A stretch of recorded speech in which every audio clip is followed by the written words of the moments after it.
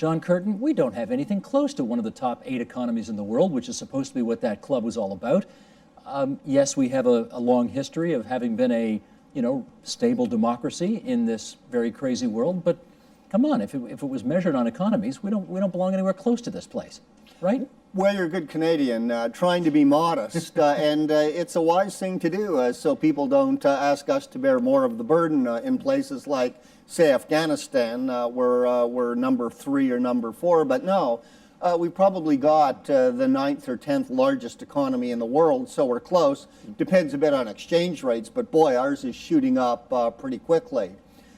We've got the largest uranium production in the world, so whether you're worried about nuclear proliferation, key issue, think of Iran and North Korea, or climate change control through clean, safe, carbon-free nuclear power, we rank, in fact, number 1 in the world if you're worried about food security, the biggest supplier in the world of potash. Okay, but these are all metrics that are supposedly not what are brought to bear when you figure out who belongs in the G7.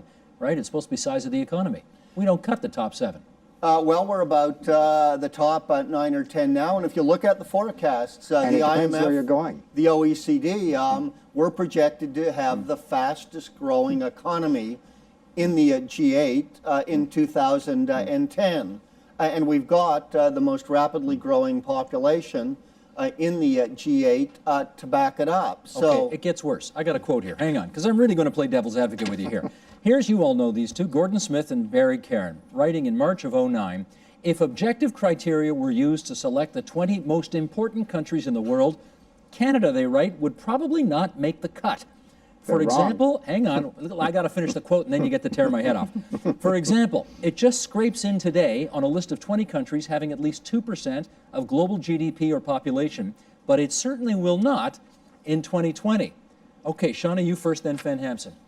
Well, I'm not sure that I disagree too much with Gordon Smith, but I don't think it's just the issue of the size of the economy. It's what you do in that club. I mean, clubs are clubs. They have all sorts of criteria that may or may not be implemented. They're political bodies for the most part. And I think Canada had earned its place at the table. And I think that because the idea of the G20 really came in some extent from Canada, we were a great advocate of it. I think that we have an opportunity to demonstrate our importance at that table.